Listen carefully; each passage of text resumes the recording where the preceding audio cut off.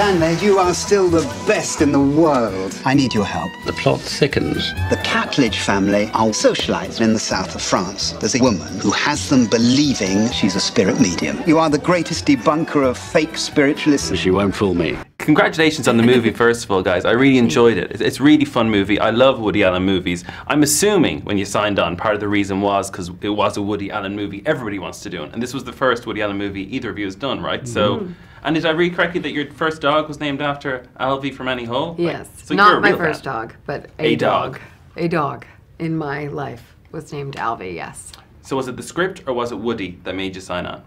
A combination of factors for me. Yeah. And Vu? Well, Woody first, probably. I really liked this story, but I didn't see everything that I eventually saw in it on first read. I thought it was delightful, and I thought it was beautifully written and constructed and all the rest of it, and I thought it was...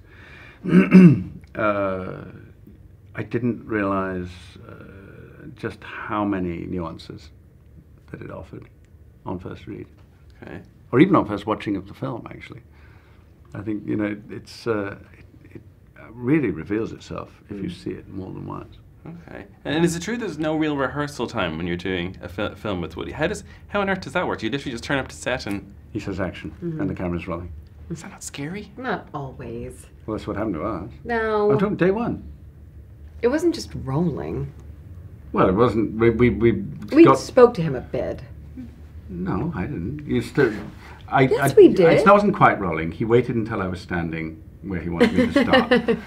And then he said action. That's true. No, he did say, I think he said something about, well, maybe if you start up here and then just, we'll see what happens.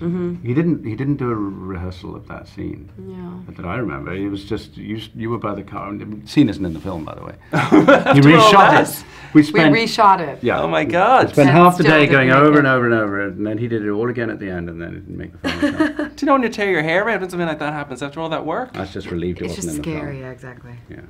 Obviously there's loads of magic in this movie. Are you into magic? Are you the type of people that like magic? Some people hate magicians, like at a wedding or something. You know, there's always sometimes a magician going around. It kind of drives me a little bit crazy. Were you fans of it, and did you do any research into kind of spirituality and magic? I've never seen a magician at a wedding. That in might be Ireland it happens all the time.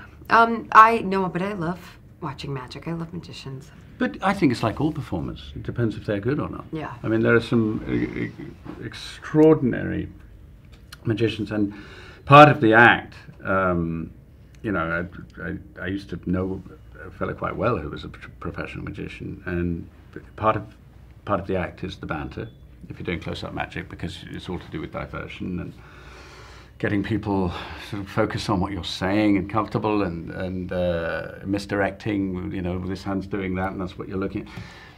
Now, that's partly what's irritating. If they're bad at the pattern, it drives you nuts. Yeah. If they're good at it, if there's a certain style to it, I think it can be the most wonderful thing to see somebody. And I watched him doing table magic at in a restaurant. And it's very interesting seeing different people. Some people wanted to be enchanted and were wide-eyed and just loved it and were grateful. And then other people got very defensive. They didn't like being fooled. Yeah. Like you did, it was as if they thought they were being made to look stupid or something. Saying, I know you've got it somewhere there. And of course you've got magic on one side in this film, and then you've got kind of spirituality, the spirit world. Are you believers? Have you ever been to a fortune teller? Another thing that's huge in Ireland, very popular. Would you go to a fortune teller? I've been. Have you? Before, yeah, I've been. It's an interesting. I honestly think it's not a healthy thing to get too caught up in your imagined future, whether it's, you know, whether you believe it or not. But it can be fun. Yeah. And kind of, you know, kind of silly. You have to take it with a pinch of salt, really. You do. Yeah. You do. Yeah. Or else you can be living in. I mean, I always remember that story of your friend. Now. I always think when I was a student, a friend of mine went to see a fortune teller who told him he'd die at 40. And he's my age. He's in his 50s now, and he's fine. But he did spend an awful lot of time thinking about that. But can you imagine that? Irresponsible, really, exactly, thing to it say. is irresponsible. Even if you thought it was true. But you don't know what they could tell you. Someone could get sick. You know, in your future, someone will get sick. It's just not. It's not helpful. He didn't. In that way. He had a sense of humor about it, but it was somewhere in his head. Of that course. he'd been told this, you know. Of course. And speaking of spiritual world, everybody's talking about Bill Murray has said his ideal cast for the reboot of Ghostbusters. You are one of the females that he would love to see in the movie. Would you consider that? I think it's a brilliant idea. I think he just said that he thought I was funny. I don't think I was one of his ideal people. Well, that was the kind But he's a friend, so he is probably just being nice. Well, lastly then, Colin, today's your birthday. 54 years of age. Have you achieved? You've got an Oscar, huge, famous actor. Have you achieved everything you wanted to achieve by 54? You're sitting here in Paris in this beautiful hotel. I'm still here. Points for I'm survival. I actually find The birth of Firth.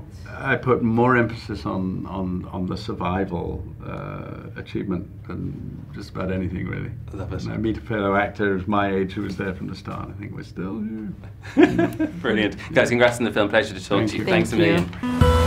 Mr. Taverner is rather obnoxious. But he's not entirely unappealing. I understand you're holding a seance tonight. The planets are in alignment. Now, I will summon the unseen world. Give us a sign.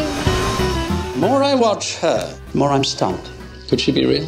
I'm beginning to question my own common sense. You've always been so certain about the world, and I've always tried to teach you that we don't know. Tell me something about my Aunt Vanessa's colourful past. I see a member of Parliament. Go on. A love affair. You cannot possibly know this.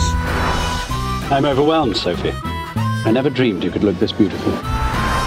I believe that the dull reality of life is all there is, but you are proof that there's more. More mystery, more magic. You're gonna die! Run! My aunt used to bring me here as a boy. The roof opens up. You can see the universe. It's menacing. You find that menacing? I'd say it was pretty romantic.